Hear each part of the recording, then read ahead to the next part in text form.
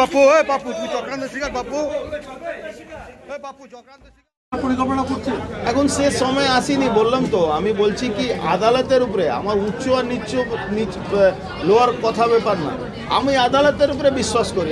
আমি সবসময় এটাকে বিশ্বাস করি। বারবার একটা কথা বলা হচ্ছে যে এখানে শিল্পাঞ্চলে যে কোনো খুনের ঘটনা ঘটলে সেটা দলকে জানানো হবে এবং এই ভিকি যাদব খুনের ঘটনার মূল চক্রীকে ধরতে হবে, কিন্তু আদালতে তো পুলিশ কিছু বলতে পারলো না পাপ্পুর ভূমিকা নিয়ে। দেখুন, আমি আদালতের যে ম্যাটারটা সাব জুডিস আছে আমার বলা উচিত না, আমি ওটা বলতেও চাই না। কিন্তু এই এলাকায় সিপিএম জামানা থেকে না আমাদের পরিবারের বিরুদ্ধে এটা বলে সিপিএমও বলতো, এখন কিছু সোকল যারা আছে তারাও বলে। আপনার দলে আমিও সব বলছি না, সোকল কিছু লোক আছে যারা বলে, বলতে দিন না। ব্যারাকপুর শিল্পাঞ্চলে তারা রাজনীতিতে জানেটা, তারা এইসব বলে খুশি হয়, আনন্দ পেতে দিন। পাপ্পুর জনপ্রিয়তা বাড়বে। আমি তো সেটাই বলছি, আগেও দিনে বলেছি কি একটা নতুন লিডারশিপ আমার বাড়ি থেকে আবার তৈরি হয়। কেন আপনি কারোর উপরে যদি করবেন, ফলস মামলা দেবেন, তো মানুষ তার পাশে দেখছেন না রোজ কিভাবে মানুষ ওর সঙ্গে দেখা করতে আসে।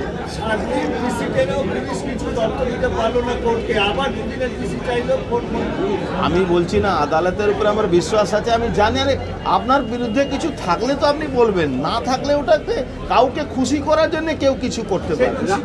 আর কি করে বলবো, আমি তো ভগবান নাকি জানতে পারবো কি আপনি কাকে খুশি করছেন না কাকে। ভাই রাজ পান্ডের নামও নিতে আমার কষ্ট, মানে খারাপ লাগছে। তাহলে অ্যাবসলুট লো গ্রেড ক্রিমিনাল, তার জন্য দলের কত ভাবমূর্তি নষ্ট হচ্ছে সেটা জগদ্দল এলাকার সবাই। কার সহযোগী রাজ পান্ডে? এসব আমি জানি না, ক্রিমিনাল কারো সহযোগী হয় না।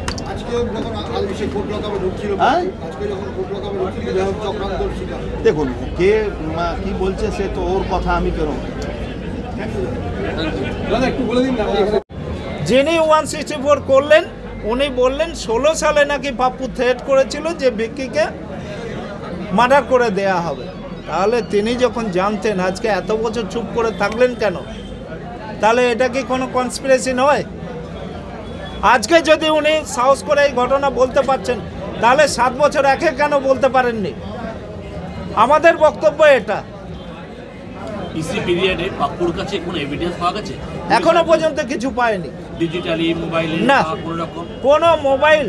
যেদিন উকিলবাবুদের সঙ্গে পাপ্পু ডিডি অফিসে কমপ্লেন করতে গিয়েছিল, হ্যাঁ, সেই দিন পাপ্পুর কাছে মোবাইল ছিল, ডিডি অফিসেই ছিল, সুতরাং মোবাইল তো ওর সাথেই ছিল।